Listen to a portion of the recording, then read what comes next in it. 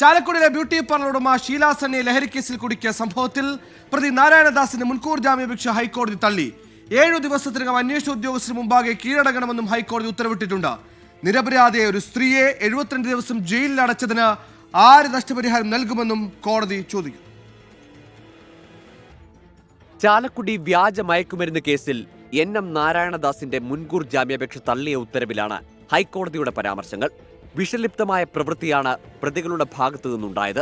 വ്യാജ ആരോപണം ജീവിതം തന്നെ ഇല്ലാതാക്കും. നിരപരാധിയായ ഒരു സ്ത്രീയെ 72 ദിവസം ജയിലിൽ അടച്ചതിന് ആര് നഷ്ടപരിഹാരം നൽകുമെന്നും കോടതി ചോദിച്ചു.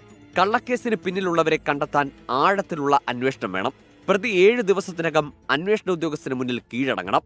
3 മാസത്തിനകം അന്വേഷണം പൂർത്തിയാക്കണം.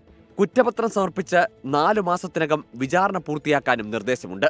കള്ളക്കേസുകളുടെ കാര്യത്തിൽ നിലവിലെ ശിക്ഷ പര്യാപ്തമാണോ എന്ന് പാർലമെന്റ് പരിശോധിക്കണമെന്നും ആവശ്യപ്പെട്ട കോടതി കേസിൽ കേന്ദ്ര സർക്കാരിന് നോട്ടീസ് അയക്കാനും നിർദ്ദേശിച്ചു.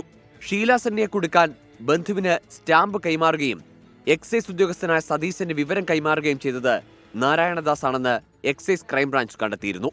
അന്വേഷണ സംഘം അറസ്റ്റിലേക്ക് നീങ്ങുമെന്ന സൂചന വന്നതിന് പിന്നാലെയാണ് നാരായണദാസ് മുൻകൂർ ജാമ്യത്തിന് നീക്കം നടത്തിയത്. 24 കൊച്ചി.